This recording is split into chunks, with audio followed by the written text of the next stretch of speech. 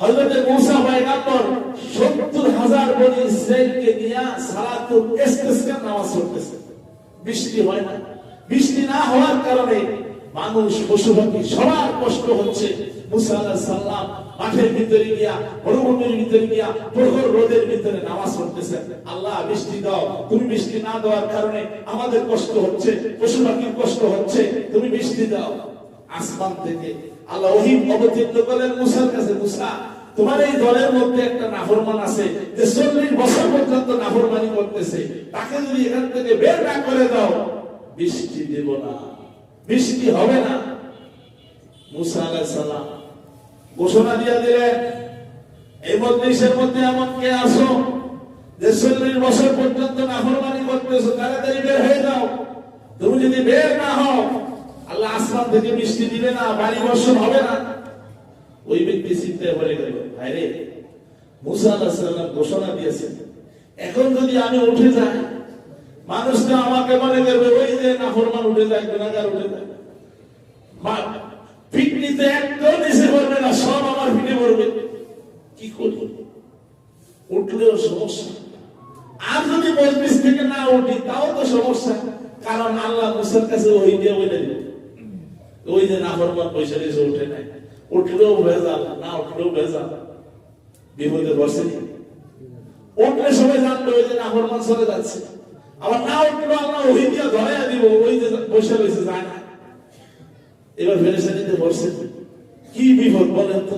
ওই সময় তার ফেরেশতানিটা কেমন? ওই সময় আল্লাহর কাছে মনে মনে আল্লাহর কাছে বলতেছে, আল্লাহ আমি যা পাপ করছি পাপ করতাম না, আল্লাহ আমি তোমার কাছে খাঁটি দিলে তওবা করতেছি, তুমি আমাকে রক্ষা করো। কিছুক্ষণ পরেই আসমানে মেঘ আসলো, বৃষ্টি বর্ষণ হতে লাগলো। মুসা আলাইহিস সালাম সিজদায় পড়ে গেলেন, আল্লাহকে বলেন, আল্লাহ কই আপনার ওই নাফরমান তো এখনো বের হয় নাই। আল্লাহ বলেন, মুসা যার কারণে আমি বৃষ্টি বন্ধ রেখেছি তার কারণেই আবার বৃষ্টি দিয়েছি। সুবহানাল্লাহ। ও মুসা, আমার সেই বান্দা তওবা করে ফেলেছে, আমার সেই বান্দা খাঁটি দিলে তওবা করেছে, আমার সেই বান্দা মাফ চেয়েছে, আমি আল্লাহ তাকে মাফ করে দিয়েছি। আল্লাহ রাব্বুল আলামিন কোরআনে কারিমে বলেন, ইল্লা মান তাবা ওয়া আমানা ওয়া আমিলা আমালান সালিহান ফাউলাইকা ইউবাদদিলুল্লাহু সাইয়্যাতিহিম হাসানাত ওয়া কানা আল্লাহু গফুরার রহিমা।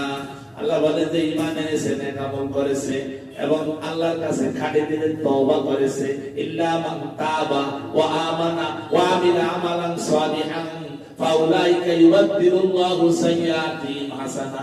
আল্লাহ বলেন আমি তাদের সাইয়্যাগুলোকে, গুনাহগুলোকে আমি নেকি দ্বারা পরিবর্তন করে দেই। সুবহানাল্লাহ। তাহলে আমরা যদি খাঁটি দিলে আল্লাহর কাছে তওবা করি, আমাদের গুনাহগুলোকে নেক দ্বারা পরিবর্তন করে দিবেন যিনি, তিনি কে? আল্লাহ। তাহলে আমরা কি তওবা করতে রাজি আছি? আল্লাহ মাফ করে দিবেন যদি তওবাটা মুসা আলাইহিস সালামের যুগে তওবার মতো হয়। এবার মুসা আলাইহিস সালাম আল্লাহকে বলেন, আল্লাহ আপনি আমাকে সেই ব্যক্তির পরিচয় একটু দেন, সেই ব্যক্তির পরিচয়টা আপনি আমাকে দেন যার কারণে আপনি বৃষ্টি বন্ধ রাখছেন।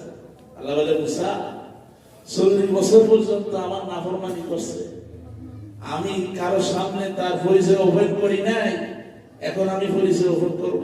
এটা কখনো হতে পারে না। আল্লাহু আকবার বলেন। আল্লাহ তাআলা, আল্লাহ কারো সম্মান নষ্ট করেন না। কিন্তু আজকে তো আমরা খালি সুযোগ পাই কেমনে বাস দেওয়া যায়, কথা বলেন ঠিক না ঠিক? আমরা এই চিন্তায় আছি, কিন্তু আল্লাহ কারো মান সম্মান ইজ্জত নষ্ট করেন না, এটা আল্লাহ পছন্দ করেন না।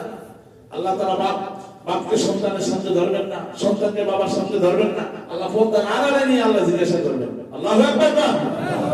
কিন্তু আমরা মানুষের সম্মান ইজ্জতের দিকে আমরা রক্ষা করি না, খেয়াল করি না। এদিকে আমাদের খেয়াল থাকা উচিত, কারো সম্মান হানি যেন না হয়। কারো ইজ্জতের মধ্যে আমরা যদি খালি নেপথ্য করার চেষ্টা করি, দেখবেন যে এক সময় আপনি আমি সমাজের মধ্যে লাঞ্ছিত হব, বঞ্চিত হব। বলা হয় আমি আরেকজনের সম্মান মান সম্মান খাটো করার জন্য চেষ্টা করতেছি। আল্লাহ নবী বলেন, তুমি যদি ঘরের মধ্যে বসেও থাকো, ঘরের মধ্যে আল্লাহ তোমাকে লোক সমাজে বেইজ্জতি করবে। এই জন্য কারো সম্মান নষ্ট করা যাবে না। তো যাই হোক, এই রাতে বলেছিলাম আল্লাহ তাআলা হিংসুকেও মাফ করবেন না, পিতা মাতার নাফরমান সন্তানকে আল্লাহ মাফ করবেন না। এখানে পিতা মাতার সাথে নাফরমানি করছে এরকম সন্তান নাই না? বহুত আছে। আত্মীয়তার সম্পর্ক ছিন্ন করছে এমন লোক কি এখানে নাই? বহুত আছে। আল্লাহ এদেরকেও মাফ করবেন না। যদি খাটি দিলে তওবা করে আল্লাহ মাফ করে দিবেন। অনেকে মার সাথে বেয়াদবি করছে, মাফ চেয়ে দিবেন। মা তো মাফ চাইলে মাফ করে দিবে। মার দোয়া যেইভাবে কবুল, মার বদদোয়া সেইভাবে, মার দোয়া যেইভাবে কবুল, মার বদদোয়া সেইভাবে কবুল। কবি বলেন